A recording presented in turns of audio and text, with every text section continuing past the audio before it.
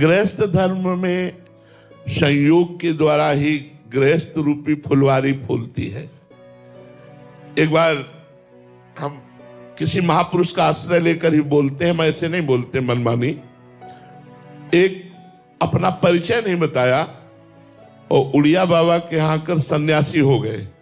उन्होंने अपना परिचय नहीं बताया। संत जन नहीं पूछते जो अपने ध्यान में मगन है।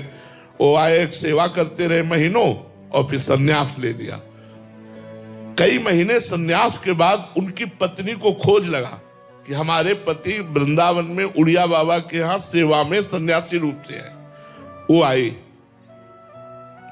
महाराज जी को प्रणाम किया और ऐसे अचला पकड़ा महाराज जी का और कहा, महाराज आप हमारे प्रश्न का उत्तर दीजिए। मैं काम पीड़ित एक अबला हूं और ये मेरा पति है जो आपकी सेवा में है और इसे आपने सन्यासी बना दिया है। क्या आप उत्तर देंगे? क्या मैं व्यभिचार करूं दूसरे पुरुष से या आप हमारे पति को वापस करते हैं? तो उड़िया बाबा ने तुरंत कहा, सीधे घर जा और जा करके ये तेरा दोष रहा कि तूने बताया नहीं कि मेरे पत्नी, अब जा और मेरी आज्ञा का पालन कर, गृहस्थ धर्म का उपभोग करते हुए परिवार में रहे। तो ऐसे गुस्सा में श्री जी की कसम खा ली। ऐसे नहीं त्याग होता विषयों का। धर्म पूर्वक विषय भोगो और भगवान का चिंतन करते हुए चलो। ऐसे नहीं, ठीक है। उस कसम की जो बात है वो तुम चिंता छोड़ दो, राधा राधा राधा, और अपने धर्म से चलो, ठीक है। अधर्म ना करना, धर्म पूर्वक चलना, अपने पति से अनुराग रखना। हाँ, संयम बढ़ा सकते हो, महीने में, 2 महीने में, 4 महीने में, 6 महीने में, 8 महीने में, ये तुम्हारे ऊपर है। लेकिन वो कसम ठीक नहीं है, क्योंकि गृहस्थ धर्म का पालन करने के लिए ऐसी कसम ठीक नहीं है। ये बिल्कुल ठीक नहीं है। अर्चना जी, राधे राधे महाराज जी। महाराज जी, क्या कोई ऐसा कार्य है जो प्रभु भी नहीं कर सकते? कोई कार्य नहीं ऐसा। कर तुम जो करना चाहिए वो भी कर सकते हैं, अकर तुम जो नहीं करना चाहिए वो भी वो कर सकते हैं, और अन्यथा कर तुम जो करने और ना करने से भी अलग है उसको भी कर सकते हैं। कर तुम, अकर तुम, अन्यथा कर तुम, सर्व समर्था सा ईश्वरा। क्या नहीं कर सकते? कोई कार्य ही नहीं बना ऐसा जो उन्होंने बनाया ना हो। वो कर क्यों नहीं सकते? क्या नहीं कर सकते? आपने बताया था कि किसी का अमंगल नहीं कर सकते। क्यों होता नहीं है क्या? क्यों होता नहीं है क्या? उसका मंगल नहीं कर सकते जो शरणागत है। नहीं तो तिनकर काल रूप में भ्राता। अगर एक को 9 किशोर दिखाई दे रहे हैं तो एक को महाकाल विराट रूप दिखाई दे रहे हैं। वही है, वही मंगल है, वही अमंगल है, वही स्वर्ग है, वही नरक है, वही धर्म है, वही अधर्म है, वही सब कुछ है, उसके सिवा कुछ नहीं है। एक सिद्धांत को दूसरी जगह न लगाया जाए, ठीक से समझा जाए, वो सब रूप है। अगर कहो वो क्या नहीं कर सकता तो सब कुछ कर सकता है। वो सब कुछ कर सकता है। हाँ, हम अपनी प्रेम और भावना की भावना में कहते हैं जो भगवान की शरण में, उनका कभी अमंगल नहीं हो सकता। नहीं, सबका मंगल हो रहा है।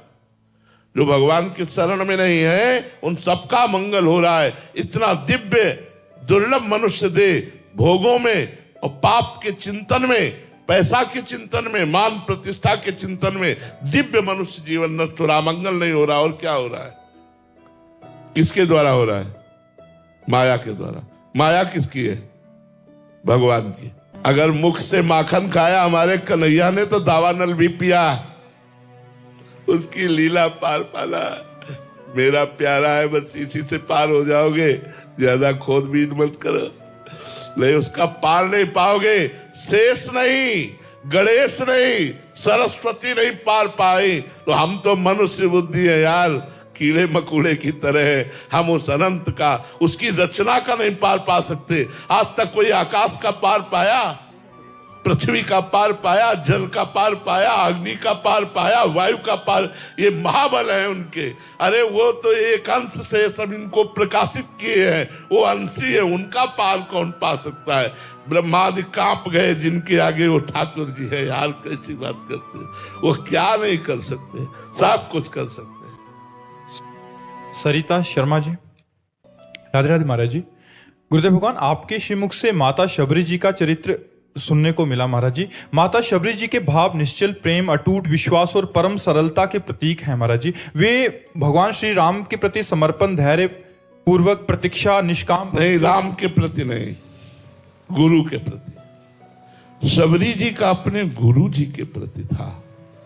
गुरु जी के वाक्य थे कि बेटा तुम उदास मत हो, मैं अपने तप और भजन के प्रताप से जिस परमधाम पर ब्रह्म परमात्मा को प्राप्त करने जा रहा हूं, मैं आशीर्वाद देता हूं, वही पर ब्रह्म परमात्मा स्वयं चल कर आएगा और तुम्हें यहां साक्षात्कार कराएगा। तो धन्य है शबरी मां जो अपने गुरु के वचन पर विश्वास करती रही। 1000 वर्ष तक रोज सोहनी लगाना, राम जी आएंगे। कभी निराश नहीं हुई कि कहीं गुरुजी ने मुझे फुसलाने के लिए तो नहीं बोल दिया था, इतना समय हो गया राम जी नहीं आए, इसका मतलब राम जी नहीं आए। नहीं, रोज गुरुजी ने कहा था राम जी आएंगे तो राम जी आएंगे। राम जी की निष्ठा नहीं, गुरु जी की निष्ठा ने राम जी को बुलाया और राम जी ने शबरी जी की स्तुति की। ये जो नवधा भक्ति है ये शबरी की स्तुति है। शबरी गुरुनिष्ठ महापुरुष थी, उसी के प्रताप से इष्ट का ये प्यार प्राप्त हुआ, गुरु निष्ठा से प्राप्त। अपने गुरु में दोष दृष्टि ना रहे और परब्रह्म बुद्धि रहे तो भगवान का मिलना दुर्लभ नहीं, गुरु कृपा ही केवलम। सब कुछ प्राप्त हो जाए अगर गुरु भगवान को परब्रह्म मान ले, भगवान का रूप मान ले। लेकिन बड़ा कठिन है, बड़ा कठिन है। हम मूर्ति में भगवान मान सकते लेकिन गुरु को साक्षात भगवान नहीं मान सकते। गुरु में भगवत बुद्धि हो जाए कुछ दुर्लभ नहीं, कुछ दुर्लभ नहीं। लेकिन गुरु में भगवत बुद्धि होना बहुत कठिन है, ये हम कह रहे हैं। क्यों? क्योंकि मनुष्य जैसी चेष्टाएं करते हैं तो हमारी भगवत बुद्धि नहीं हो पाती। अगर गुरु में उनकी किसी चेष्टा में दोष दर्शन न हो और भगवत बुद्धि हो जाए, बस बेड़ा पार हो गया। फिर क्या है? फिर सारा खेल तो गुरु कृपा से ही है। ध्यान मूलम गुरु मूर्ति, पूजा मूलम गुरु पदम, मंत्र मूलम गुरु वाक्यम, मोक्ष मूलम गुरु कृपा। मेरे गुरुदेव भगवान पर ब्रह्म है। लेकिन ऐसा नहीं होता, गुरु में दोष दृष्टि होती है। जहां गुरु में मनुष्य बुद्धि है, प्रसाद में अन्न बुद्धि है, चरणामृत में जल बुद्धि है, श्री विग्रह में पाषाण या धातु बुद्धि है, वो कभी भगवत प्राप्ति नहीं कर सकता। गुरु में ब्रह्म बुद्धि हो जाए, साक्षात भगवान गुरु रूप में पधारे हैं। बंदो गुरुपद कंज, कृपा सिंधु नर रूप हरि, महामोह तम पुंज जासु बचन रवि कर निकर। जे गुरु चरण रेणु अनुरागी, ते लोकहु बेदहु बड़ भागी। जे गुरु चरण रेणु सिद्ध धरहि, ते जन सकल विभव बस करहि। गुरु के चरणों का अनुराग पैदा हो जाए, दुर्लभ क्या, इष्ट तो पीछे डोलेगा। अगर गुरु भक्ति है तो गुरु प्रसन्न साहब अनुकूला, साहब तो पीछे डोलेंगे, गुरु को पकड़ लो। लेकिन लोग गुरु को छोड़ देते, साहब को पकड़ना चाहते तो साहब हाथ नहीं आते, साहब हाथ नहीं आते। गुरु सेवा तज करहि जिबानी, यह है अधर्म यह है सभानी, कान नरिस्कन में रहे। मंत्र लिया और गुरु की अवहेलना करके गुरु को छोड़ दिया, अवज्ञा कर दी, अब तो सब हो जाएगा, कुछ नहीं होगा, माया बांध के पटक देगी, संसार के भोगों में ही रहोगे। भगवान के साक्षात्कार की योग्यता तो गुरु कृपा दुलार से आती है। गुरु कृपा दुलार कर देते हैं, माया हट गई और भगवान का साक्षात्कार हो गया। विजयपाल सिंह जी करनाल से, राधे राधे महाराज जी। महाराज जी, भक्ति और ज्ञान में क्या संबंध है? दोनों नेत्र हैं उसी पर ब्रह्म परमात्मा का साक्षात्कार करने के लिए। बुद्धि में जो नेत्र प्रकट होते हैं उन्हें ज्ञान चक्षु कहते हैं। मन में जो नेत्र प्रकट होते हैं उन्हें मानस चक्षु कहते हैं। मानस चक्षु से परमात्मा का साक्षात्कार किया जाता है, ज्ञान चक्षु से तत्व दृष्टि का साक्षात्कार किया जाता है। एकमात्र एको ब्रह्म द्वितीयो नास्ति। और भक्ति से श्री राम में सब जग जानी, दोनों नेत्र हैं, कोई अंतर नहीं।